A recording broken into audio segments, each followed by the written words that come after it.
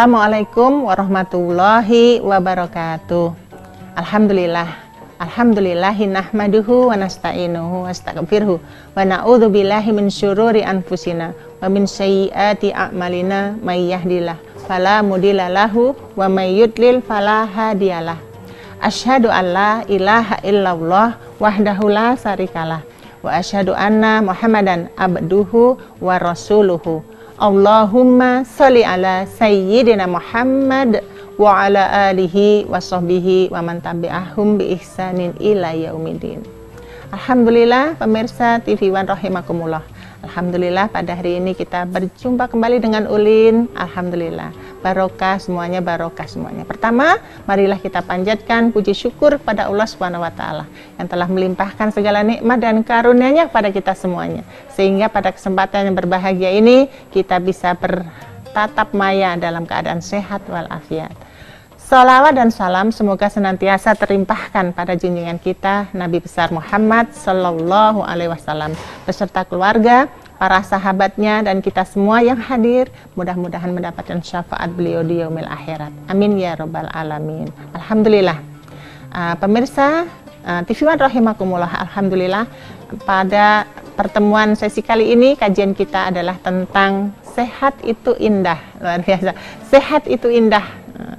Apa sih sehat? Nah, sehat adalah menurut WHO yang dinamakan sehat adalah keadaan sejahtera yang meliputi fisik, mental, dan sosial dan terhindar dari berbagai macam penyakit dan kecacatan. Subhanallah ya. Sehat.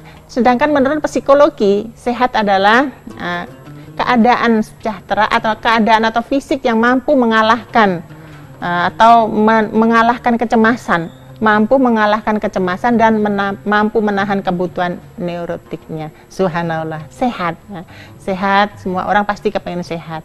Semua orang kepengen badannya sehat dalam hal sehat badan, sehat pikiran, sehat rezekinya, sehat dompetnya dan semuanya. Semua sehat. Jadi sehat meliputi semua-muanya dan alhamdulillah.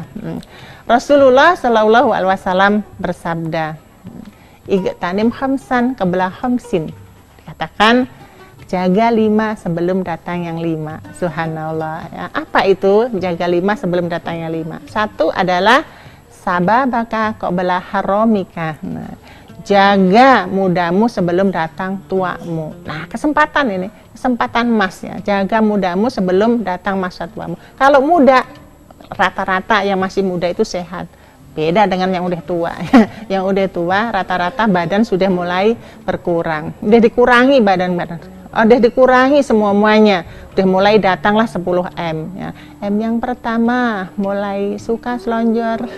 M yang kedua mulai bau balsem. M yang ketiga mulai batuk-batuk.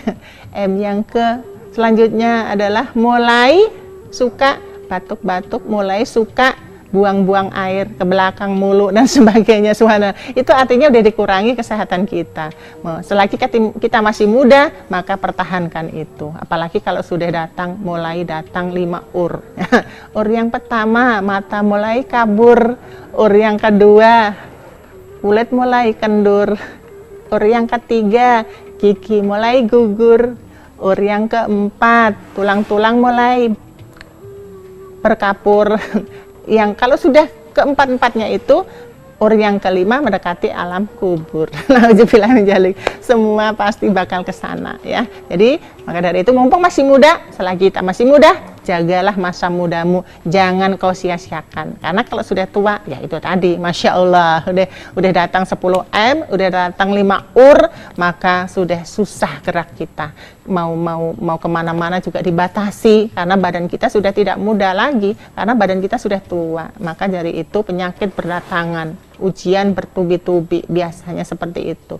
Maka selagi masih muda, yuk, langkahmu masih panjang, yuk, jangan disia-siakan. Kita beramal ilmu, kita bekerja, akan dikatakan bekerjalah untuk duniamu, nah ikmali dunia ka anak kata isu abada, bekerjalah untuk duniamu seakan-akan kamu hidup selamanya, wa amali akhiratika ka anak katamu tugoda, subhanallah, dan beramalah untuk akhiratmu seakan-akan besok kamu bakal mati. Masya Allah, sehingga kita tidak akan sia-siakan kehidupan kita di dunia, dan waktu muda kita tidak akan tersia-siakan, sehingga waktu yang kita miliki insya Allah akan menjadi sangat berharga ya. Selagi masih muda, ayo kita banyak bergerak, banyak berbuat baik. Insya Allah gerakan kita dan perbuatan baik kita akan menjadi amal ibadah, ladang amal. Jadi kalau masih muda kita mengumpulkan kesempatan untuk mengumpulkan ladang amal, ladang ibadah itu lebih luas daripada kita sadar setelah tua. Nauzubillahi min dzalik. Kalau udah tua luar biasa. Kan dikatakan kalau udah tua pengen nuntut ilmu pun susah ya. Padahal kesempatan masih ada ya. Menuntut ilmu pun bisa, tapi dibatasi dengan gerak ya, dibatasi dengan keadaan situasi dan kondisi fisik kita. Maka dari itu sebelum datang masa tua, yuk kita bersama memberikan motivasi kepada para pemuda kita agar selalu berjuang dan bermanfaat untuk semua umat di akhir atau dalam kehidupannya. Nah, kemudian yang kata Nabi yang kedua yaitu dikatakan sehataka qabla sakomika. Sehataka qabla sakomika, jaga sehatmu sebelum datang masa sakitmu. Nah, sakomika, kalau masih sehat kita mau ngapain aja gampang.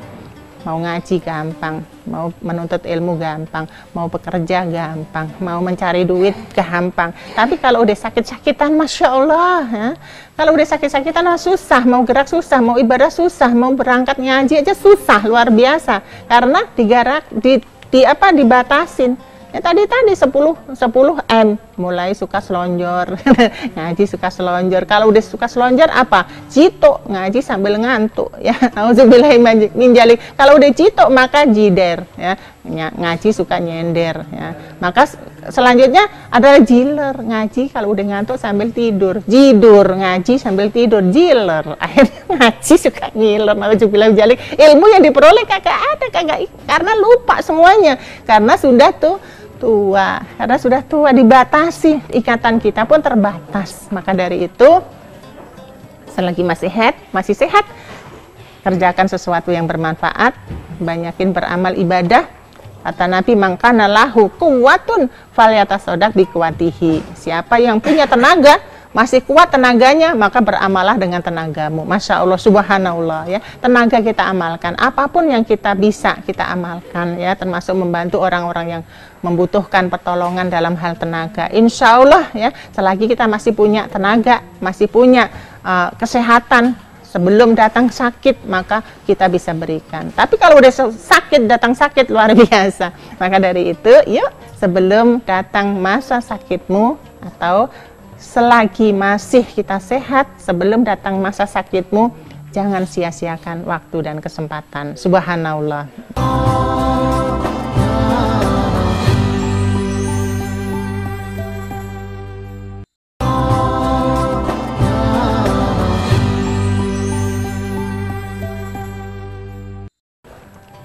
Yang ketiga kata Nabi, yaitu farogoka atau ginaka qabla fakrika, ginaka qabla fakrika, jaga kayamu sebelum datang miskinmu. Masya Allah, jaga kayamu sebelum datang miskinmu. Selagi kita masih diberikan rezeki yang berkecukupan, maka jangan lupa pada saudara-saudara kita yang di bawah, yang berada di garis kemiskinan. Kita berikan hak mereka, kita berikan rezeki kita apabila kita diberi kelebihan. Dalam 1 juta ada titipan yang Allah berikan ya, rezeki yang Allah titipkan. Dalam 1 juta ada 2,5%, maka itu titipan yang harus disampaikan kepada yang berhak menerima di antara 8 golongan yang disebut dengan mustahik. Maka kita dititipin Allah, maka sampaikan. Jangan sampai Allah memberikan titipan 1 juta, kita nggak menyampaikan. Misalnya gaji 5 juta, dipotong ono ini, sisa 2 juta. Oke, yang 2 juta kita sedekahkan yang 2,5%. Berapa? Dalam 1 juta, 2,5% yaitu 25.000. Sedikit, hanya sedikit, kali 2 berarti 50.000. tidak banyak ya. Apabila kita istiqomah memberikan, mengeluarkan rezeki yang dititipkan oleh Allah kepada yang berhak menerima, maka kita akan mendapatkan upah. Upahnya berapa? Dalam 1 juta diambil 25.000, dalam 2,5%, berapa itu sisanya? Yaitu 975.000. 975.000 itu adalah rezeki atau upah dari Allah yang diberikan ke kita, karena kita disuruh mengantarkan yang 25.000 kepada yang berhak menerima. Maka dari itu, karena kita dititipi, maka istiqomah. Kalau kita istiqomah, insya Allah akan tambah lagi. Allah tambah lagi, tambah lagi. Masya Allah. Sebagaimana firman Allah, la in syakartum la azidanakum wa la in kafartum inna adzabi lasadid. Apabila kamu bersyukur atas nikmat yang aku beri, maka aku akan tambah terus ya. Akan aku tambah. Apabila kamu kufur, dititipin gak disampaikan ya, diambil sendiri, bahkan tidak peduli, seakan-akan itu harta milik kita, nauzubillah min dzalik, maka inna adzabilah syadid. Masya Allah, siksa Allah amat pedih, siksa di dunia dan siksa di akhirat. Di dunia pun kita sudah disiksa, yaitu diberikan kesedihan, kemiskinan, kefakiran, dan sebagainya. Karena kita sudah dipercaya, tetapi sudah diberikan amanah, tapi tidak nyampe, tidak disampaikan, maka Allah akan ambil. Ya, nauzubillahi min dzalik. Maka dari itu, selagi kita kaya, jangan kita serakah, jangan kita pelit. Ya, berikan hak kepada orang-orang yang berhak menerima itu, karena titipan itu wajib disampaikan oleh yang berhak menerima sebelum Allah mengambil kekayaan kita sehingga kita jatuh miskin. Nauzubillahi min dzalik, summa nauzubillahi min dzalik. Itu dikatakan ginaka selagi kamu kaya, selagi kamu masih kaya, sebelum datang sakitmu, maka jangan sia-siakan kesempatan emas itu. Kemudian yang keempat adalah farogoka qabla saklika. Saudaraku, farogoka qabla saklika. Jaga waktu luangmu sebelum datang waktu sempitmu. Masya Allah, waktu luang dan waktu sempit sepertinya sangat menakutkan ya. Kita selagi dikasih waktu masih luang, jangan sia-siakan. Mau taat, mau ibadah, jangan nunggu tarlu-tarlu, karena hari esok belum tentu menjadi milik kita. Mau taat, mau rajin sholat tahajud, entar aja nungguin sempat. Entar aja belum sempat karena besok kerja. Entar aja ngantuk karena tadi pulangnya agak malam dan sebagainya. Padahal itu selamanya akan terus. Kalau sekali tidak sempit, maka selamanya tidak akan sempat. Kalau kita anggap semua waktu sempit, selamanya tidak akan sempat. Sempit semuanya. Nauzubillahi min dzalik. Akhirnya terus sampai waktu habis. Habislah waktu kita. Kita tidak dikasih kesempatan lagi untuk berlapang-lapang waktu, karena waktu yang lapang yang sudah diberikan oleh Allah kita sia-siakan sehingga datanglah kesempitan. Nauzubillahi min dzalik. Kesempitan kalau sudah datang, Masya Allah, rasanya dunia seakan-akan sempit, seakan dunia memusuhi kita. Nauzubillahi min dzalik. Maka saudaraku TV One rahimakumullah, sebelum kita diberikan kesulitan atau kesempatan waktu, maka pergunakanlah masa luangmu agar kita mempunyai tabungan yang banyak ya, agar kita memperoleh keberkahan dan kebahagiaan kelak di akhirat. Kita akan senang, akan bahagia karena sudah mempunyai tabungan yang luas yang kita peroleh sejak waktu muda, sehingga kita tua tinggal memetik, seakan-akan kita nanti meninggal dunia tinggal memetik hasilnya. Masya Allah ya. Kemudian yang kelima adalah hayataka qabla mautika.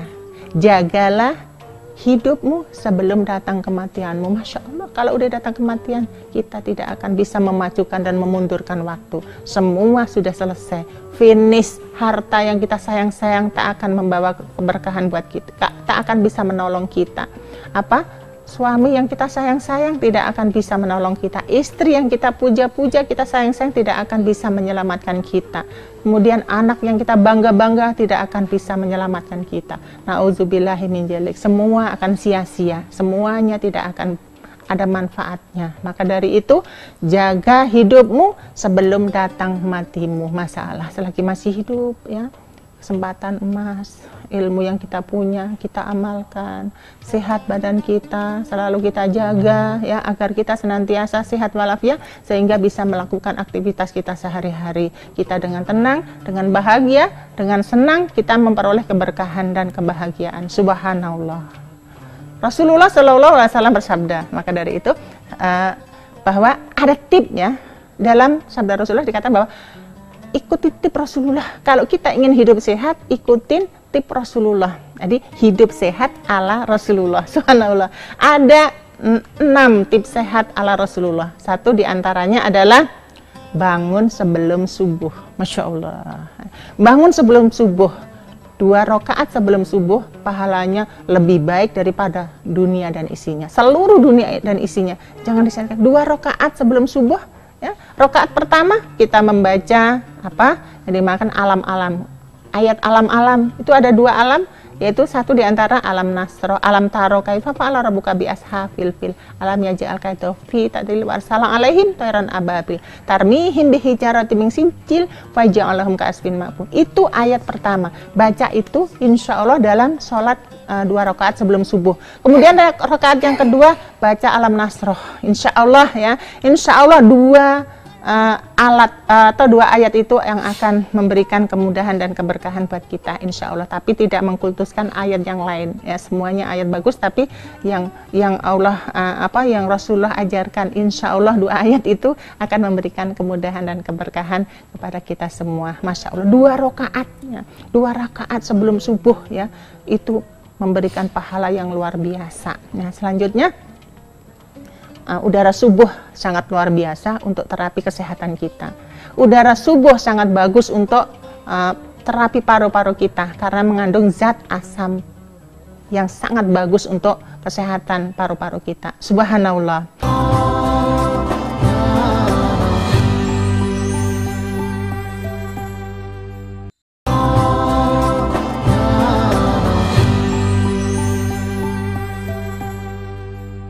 Saudaraku Tifwan rahimakumullah, selanjutnya adalah udara subuh sangat bagus untuk hafalan. Kita menghafalkan ilmu pengetahuan. Saat kita subuh itu luar biasa, akan cepat merasuk, akan tetap melengkap ke dalam ingatan kita, luar biasa. Lain dengan waktu-waktu yang lain, tapi waktu subuh sangat bagus untuk menghafal atau menghafalkan ilmu-ilmu, menghafalkan Al-Quran, menghafalkan ayat-ayat Allah, sehingga kita bermanfaat dalam hidup kita, sehingga sholat kita bisa bermacam-macam variasi, tidak itu malah kulhu lagi insya Allah dengan kita banyak menghafal ayat-ayat Allah, maka doa kita menjadi luas ya, dan pahala kita berlipat-lipat. Subhanallah. Tip Rasulullah yang kedua adalah Rasulullah selalu aktif menjaga kebersihan. Subhanallah ya, Rasulullah selalu bersih ya, selalu bersih, walaupun bajunya atau gamisnya hanya tidak lebih dari 2 salinan. Luar biasa, tidak ada yang bercak coklat atau hitam, sangat bersih, karena itulah bagian dari tip Rasulullah atau menjaga kesehatan, karena sehat itu indah kata Rasul. Maka dari itu jagalah kebersihan ya, bersih sehat, bersih badan ya, badan kita sehat, rumah kita sehat. Dan ciri umat Islam yang bersih adalah salah satu kamar mandinya. Kita bisa lihat kamar mandinya. Kamar mandi bersih artinya tidak licin. Itu adalah cermin dari kebersihan. Maka Rasulullah SAW bersabda, an-nadzafatu minal iman. Kebersihan sebagian daripada iman. Bagi seorang muslim kita wajib bersih ya. Dan tanda-tandanya atau ciri-ciri orang yang bersih yaitu tadi, selalu rumahnya, kamar mandinya bersih, tidak licin, dapurnya selalu bersih, tidak kotor, tidak jorok dan sebagainya, wangi kamar mandinya dan sebagainya. Insya Allah dengan kita senantiasa menjaga kebersihan, kita akan sehat selalu, karena kebersihan sebagian daripada kesehatan, sehingga kita sehat walafiat, sehingga hidup kita menjadi tenang, hidup kita menjadi tentram. Dan saudaraku, tip yang ketiga sehat ala Rasulullah adalah Rasulullah tidak pernah banyak makan. Maka hadis Rasulullah mengatakan berhenti sebelum lapar dan makan sebelum lapar, berhenti sebelum kenyang, seperti itu ya. Jadi makan sebelum lapar ya, berhenti sebelum, jangan terlalu lapar kita makan. Sudah lapar banget baru makan, sehingga makannya nanti akan tidak teratur, makannya banyak dan sebagainya, sehingga dihabiskan semuanya, sudah kenyang baru berhenti. Nah, itu yang tidak boleh. Padahal di dalam tubuh manusia terdapat 3 ruang. Ruang yang pertama sepertiga untuk udara, ruang yang kedua sepertiga untuk air, ruang yang ketiga sepertiga untuk makanan, dan salah satu tidak boleh lebih, ya, tidak boleh berlebihan agar kita sehat selalu, tidak sakit. Kenapa sih orang selalu makan berlebihan itu selalu sakit? Karena makannya berlebihan, ya, makannya berlebihan, jadi tidak teratur. Padahal tip Rasulullah SAW mengajarkan agar ketiga ruang itu bisa stabil agar badan kita menjadi sehat, ya, sehingga kita selamat dunia, selamat dari akhirat, selamat di akhirat. Insya Allah badan kita sehat, kita mau ngapain juga enak, ya. Insya Allah aktif menjaga kebersihan, kita urus rumah kita, jangan jorok, jangan bau, terutama tempat sholat, ya, tempat kamar mandi dan sebagainya. Insya Allah kalau kita selalu bersih, Allah cinta, karena Allah suka kebersihan, Allah cinta dengan yang indah-indah, Allah cinta dengan yang bersih-bersih. Insya Allah dengan begitu rahmat Allah akan datang menghampiri kita, rezeki kita barokah, dan kita semua sehat walafiat. Amin ya robbal alamin. Saudaraku, nah, tip yang keempat, tip sehat ala Rasulullah adalah Rasulullah SAW tidak pernah marah. Rasul tidak pernah marah. Rasul orang yang paling sabar, selalu bisa menahan amarah. Nah, tip Rasulullah mengatakan apabila kita marah saat berdiri, maka segera duduk. Nah, apabila kita marah sedang duduk, maka segeralah berbaring agar kita tidak diganggu oleh setan. Dan saat kita berbaring masih juga ingin marah, maka ambil air wudhu, kemudian lakukan sholat 2 rakaat. Insya Allah api datangnya dari setan, marah datangnya dari setan. Apabila diguyur dengan diguyur dengan air, insya Allah akan padam. Setan itu akan redam, akan pergi, ya, karena Allah sudah memberikan dispensasi kepada setan, ya, kepada manusia. Dan setan boleh kamu ganggu, boleh kamu ganggu umat manusia, tapi apabila yang bisa. Artinya kenapa kita bisa diganggu? Artinya kita jauh dari Allah, artinya kita tidak mendekatkan diri kepada Allah, sehingga setan mudah masuk, setan mudah mengganggu kita. Nauzubillahi min dzalik. Semoga kita selalu menjadi orang-orang yang senantiasa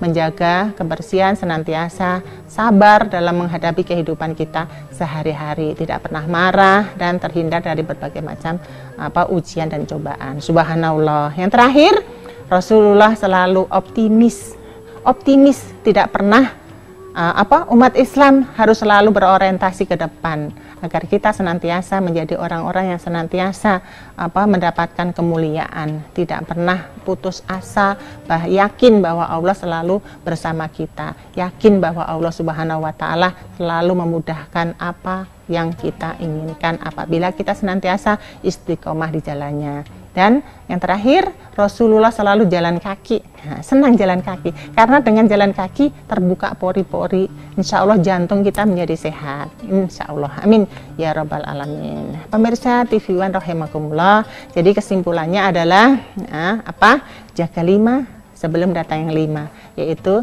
jaga sehatmu sebelum datang sakitmu, kemudian jaga mudamu sebelum datang masa tuamu, jaga kayamu sebelum datang miskinmu, kemudian jaga hidupmu sebelum datang kematianmu. Subhanallah. Jaga jaga waktu luangmu sebelum datang waktu sempitmu. Masya Allah. Semoga kita selalu bisa menjaga. Dan tip Rasulullah SAW yaitu bangun sebelum subuh. Kemudian rajin atau aktif beribadah. Subhanallah.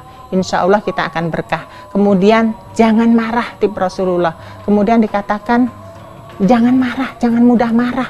Kemudian dikatakan juga kata Rasul tip untuk sehat, agar tips selalu sehat adalah banyakin jalan kaki. Jalan kaki akan memudahkan kita membuka pori-pori kita. Yang terakhir adalah selalu optimis. dalam kehidupan kita sehari-hari. Mudah-mudahan kita selalu berorientasi ke depan untuk memajukan kita. Mungkin itu yang kita sampaikan. Sampai ketemu lagi pada episode berikutnya. Billahi taufiq wal hidayah wa akum. Wassalamualaikum warahmatullahi wabarakatuh.